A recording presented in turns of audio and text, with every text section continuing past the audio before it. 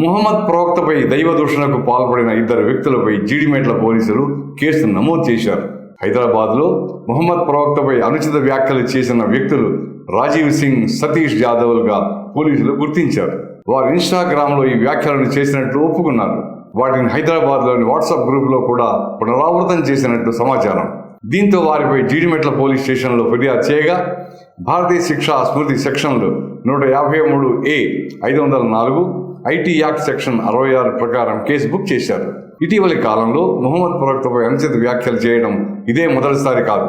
2022లో అప్పటి బీఆర్ఎస్ ప్రభుత్వం హాస్యనటుడు మునావర్ ఫరూఖీని హైదరాబాద్లో ప్రదర్శనకు అనుమతించినందుకు వ్యతిరేకిస్తూ బీజేపీ ఎమ్మెల్యే రాజా సింగ్ కూడా ముహమ్మద్ ప్రవక్తపై అవమానకరమైన వ్యాఖ్యలతో కూడిన వీడియోను విడుదల చేశారు. ప్రవక్త ముహమ్మద్కు వ్యతిరేకంగా రాజా సింగ్ చేసిన వ్యాఖ్యలు దాదాపుగా అల్లర్లకు దారితీసే పరిస్థితికి చేరుకుంది. అనేక మంది ముస్లిం యువకులు నిరసనగా వీధుల్లోకి వచ్చారు. చివరికి పోలీసులు బీజేపీ ఎమ్మెల్యేను అరెస్ట్ చేశారు. అతను సుమారు 3 నెలల పాటు జైల్లో ఉన్నాడు. బీజేపీ నుండి సస్పెండ్ కూడా అయ్యాడు.